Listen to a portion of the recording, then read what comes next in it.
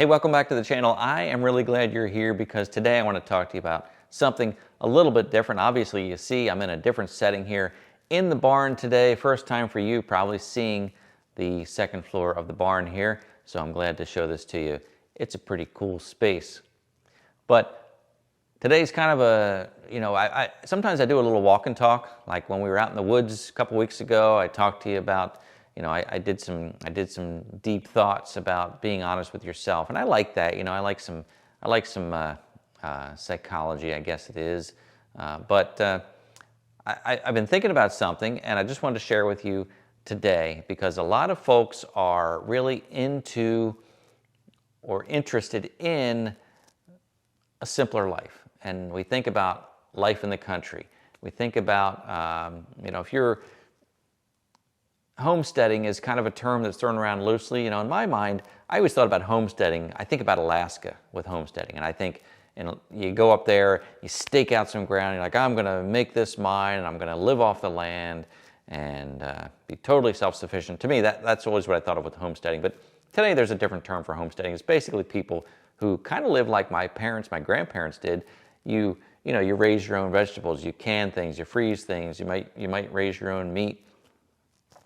But you're still modern day. You've got electricity, you've got internet, you've got a lot of the luxuries, but you try and simplify your life by doing some of that initial or original homesteading type stuff. And I like that, and I think that's pretty neat. And I'm not degrading that people call it homesteading today. It's just a different term for me. And I think what we do around the property here, some of that might fall into that homesteading category. The channel might be a little bit like outdoors. What we do with the tractors and property. So it's an outdoors channel. It's somewhat homesteading, but it is life in the country. That's really what it's all about. It's rural living, and we all have this common interest in that rural lifestyle, which tends to be a simpler lifestyle. Simple doesn't mean easy. For years when we were raising the kids and struggling financially and just doing so much work, I kept saying, I just want a simple life. And you think, why is simple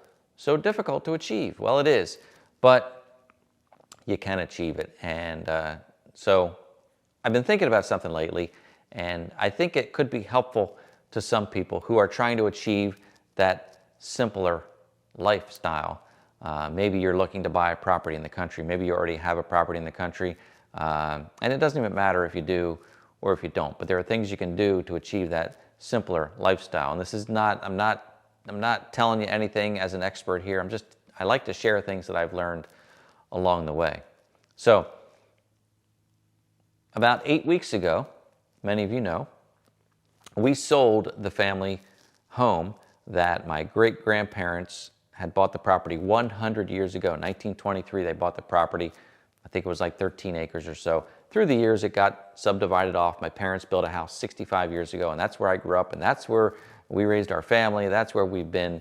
I've been there forever. So it's a big decision to sell that property, but Ann and I always had a shared dream to have more land. We had 4 acres over there, which was beautiful. It's private, no complaints whatsoever.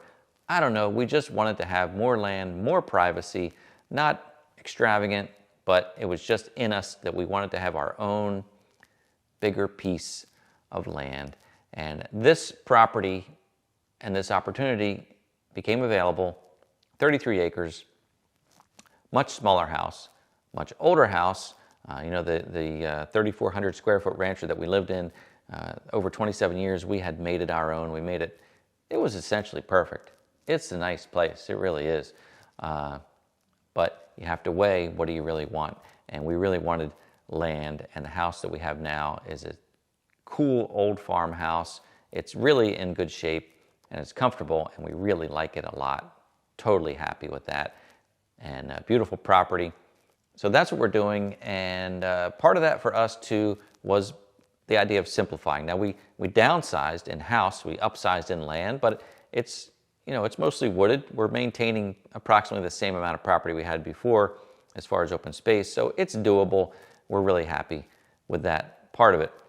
We also had worked on, we've been working on, for the past several years now, reducing our debt. Wouldn't it be great to live debt-free? Well, That's not possible, I don't think, unless you truly homestead somewhere in Alaska. And even Alaska, I don't know if it's possible. But you can't get away from property taxes. You can't get away from the electric bill and things like that. Not easily, anyway. So debt-free is kind of a myth, but we currently are mortgage-free. You know, we sold the house. We were almost mortgage-free with that house because it had been 27 years. We've been there working on it, paying down the mortgage. But we've achieved that dream of being mortgage-free. Now, again, property taxes are as much as what a lot of people pay on a mortgage, but that's just is what it is. So we reached a point of being mortgage-free. We are trying not to have car payments, although, you know, the Silverado got wrecked and I had to go out and buy a new truck. Now, did I have to buy a new truck or a truck that required a loan? Of course, I bought a used truck. It was a couple years old. Still, used trucks these days are very expensive, so I had to take out an auto loan for that. So we have a car payment again. The other car is paid off, which, you know, Ann's really good at just trying to make that extra principal payment. Those are my points, though. Look at your debt and try and pay down whatever you can so that you can get by with as little as possible. And I just wanted to share with you a saying that's been running through my mind the past, I don't know, few months or so. And it's such a simple saying. You're going to hear it and you're going to be like, I've heard that my whole life. That's dumb. Why why is that so profound? But it is. It's really profound. And the saying is from Benjamin Franklin, a penny saved is a penny earned. And I've heard that saying my whole life. And as a kid, I thought, well, that's dumb. Like, what good is a penny? Not thinking he's talking about all pennies. But I thought that's kind of silly. And then up until really recently, I thought about it like, if you earned some money, if you earned $10, don't spend it, put it in the bank, save it. And I didn't make the connection that I'm thinking, well, that's not earned if I'm saving it. I already earned it. And here's the thing. I get it now. I get it. At least in this fashion, the penny saved is a penny earned. One of the ways that we're trying to simplify here is that I'm fortunate to be relatively handy and I can do a lot of things myself. And Ann is so supportive. Whenever I do a project now, she'll say, how much would that have cost if you paid somebody to do that?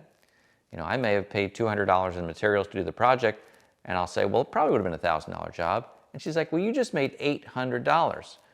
I saved $800. I earned $800. That's, you know, I would have had to work for that $800 to make that. So in that case, the money saved is actually earned. And we do that a lot here. Every little project, again, to Ann's credit, she'll say, what would that have cost? You just made $100. You know, what would that have cost? You just made $50. And that, to me, is one of the great ways to save money. So I've been doing a lot more of that lately. Now, here's just one example. I have not changed my own engine oil in several years. When I was a teenager and had my first cars, I always changed my own oil. And that was back when you had to do it every, 3,000 miles? Now, newer cars, you can go 5,000 miles or more.